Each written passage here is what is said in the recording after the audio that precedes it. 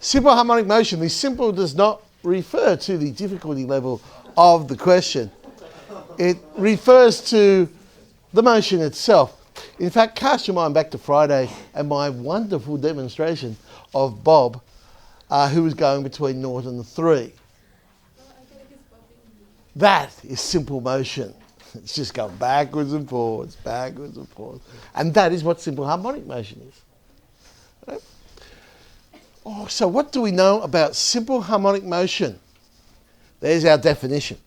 It moves backwards and forwards, backwards and forwards, backwards and forwards, backwards and forwards. So at any point, the acceleration is directly proportional to its distance from a fixed point.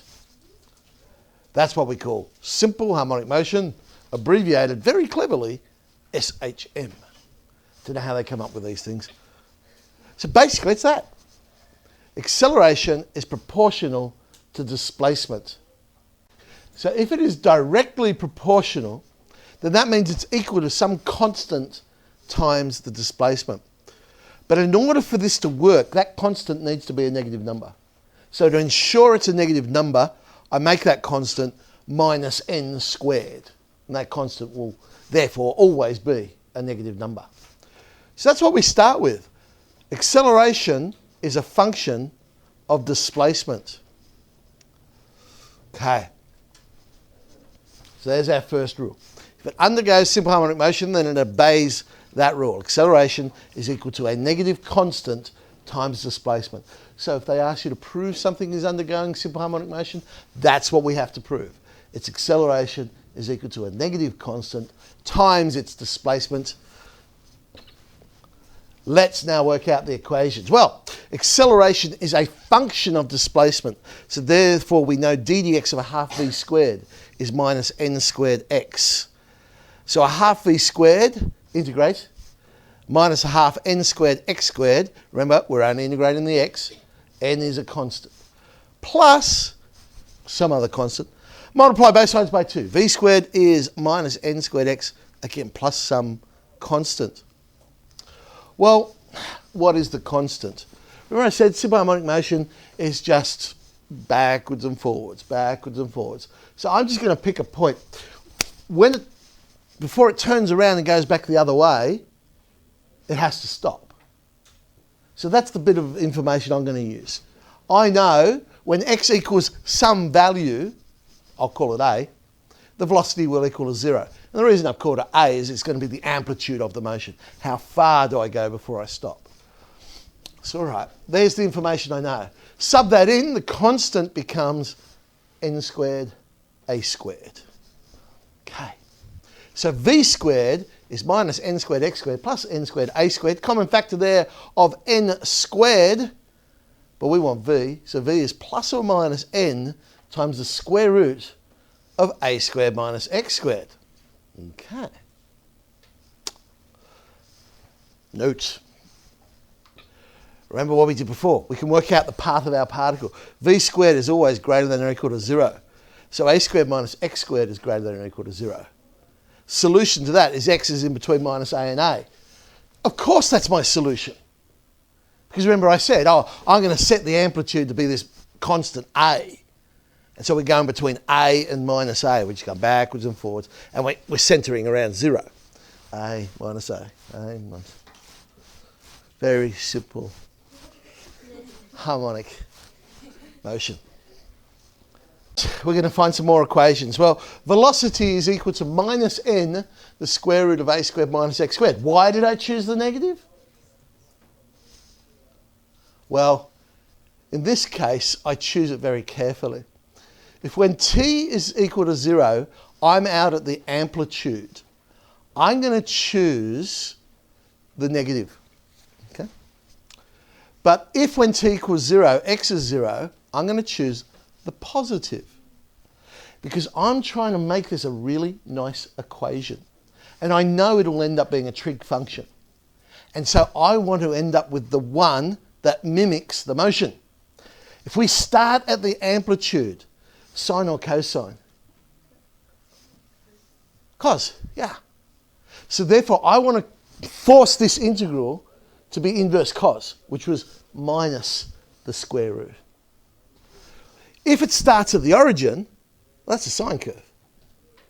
And so that's why I want positive the square root.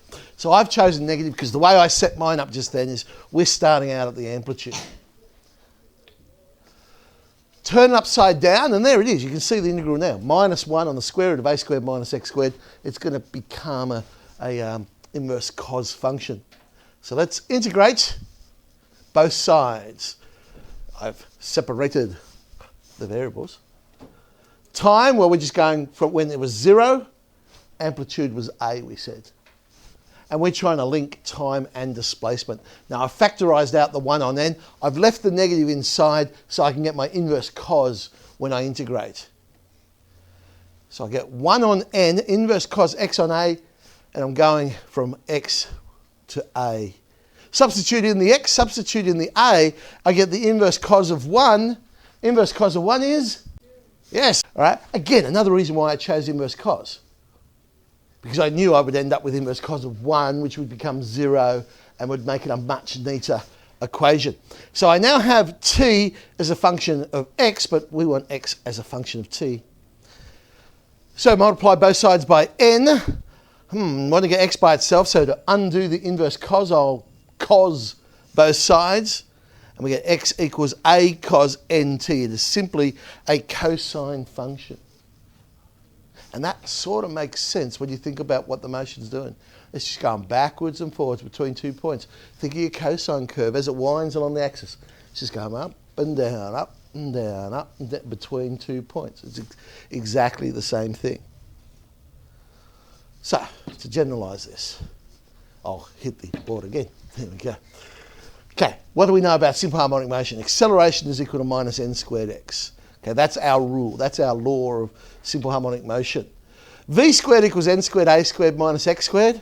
I believe that is given on the new little wonderful formula sheet. It's not something I tend to memorise, but it is a formula that can come in handy to work out some things if you know the other material. But it allows you to find the path of the particle and things like that. And we'll end up with x equals a cos nt, or if I'd started at the origin, I would have ended up with a sine nt. A is the amplitude of the motion the particle has. Now, it's a cosine function, so some of these words are exactly the same. Period, 2 pi on n.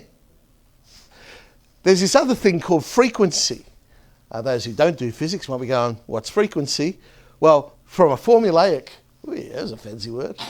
From a formulaic point of view, frequency is just the reciprocal of period.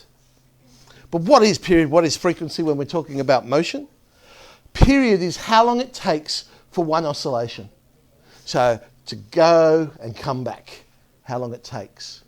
Whereas frequency is how many oscillations per time period, whatever we're using. Usually seconds in most of the stuff we do. So frequency is how many of those oscillations will there be in a time period. Okay, let's take a little journey with Bob. A particle P moves on our x-axis. Oh, that's handy.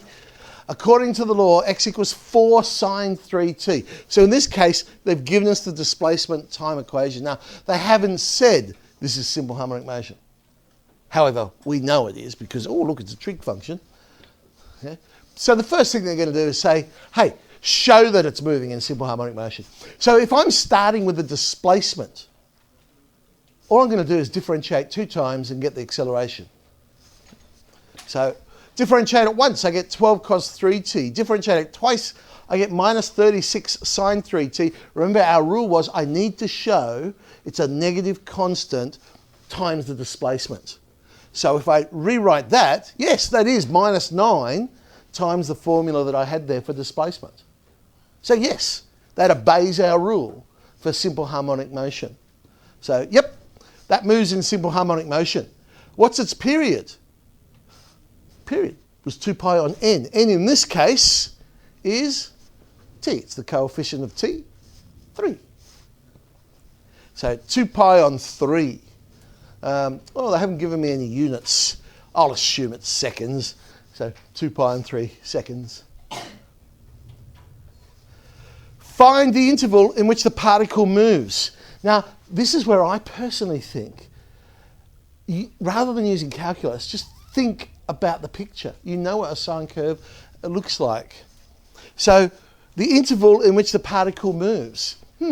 X equals 4 sine 3t. If you were to draw that graph, between what 2 points would you draw it between? -4 and 4. The amplitude. So I'm just going to write it down. It's -4 and 4. What is the greatest speed? Well, there's a formula right there for velocity. What's the biggest that can ever be? 12. So there's your greatest speed. 12. Okay. So if you've got those three formulas, those sort of questions, very quick. This time we're starting with acceleration. Acceleration is -4x. We've got some initial conditions. Now, what I do know from these initial conditions is, one, I'm not starting at either the centre or the amplitude. Now, I know that because when it's initially it's 3 centimetres to the right. So it's not at the centre. But it has a velocity of 6. Well, out at the amplitude, it has a velocity of 0. So they're giving me a condition which is somewhere in the middle. Somewhere in the middle. They want us to find the interval. Okay. Well, v to v dx is -4x. Separate the variables. Now, they told us about the linkage of displacement 3, velocity 6. Okay. So v squared, I multiplied both sides by 2, will be -4x squared. And there's my equation for v squared. -4x squared plus 72. I know that's got to be greater than or equal to 0, so I can now work out the path of the particle. That's got to be greater than or equal to 0. So we're going between -3 root 2 and 3 root 2 for that one. Now, greatest acceleration. Well, acceleration is equal to -4 times x. Well, the greatest that the displacement can ever be is 3 root 2. Therefore, the greatest the acceleration could be is 4 times that.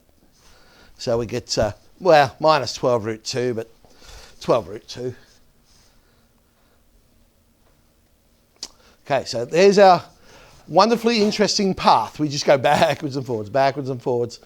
We know out of the amplitude, remember, that's where acceleration is a maximum. It's also when the velocity is equal to 0. And at the centre, that's when the acceleration will be 0 and the velocity is a maximum. Now, this looks really strange because we did 3e the other day. I always like to do 3e first before we even talk about simple harmonic motion. They do it a little bit differently in the book where they do 3D, and they're ones that are where you start with the trig. So you don't actually have to derive the displacement formula.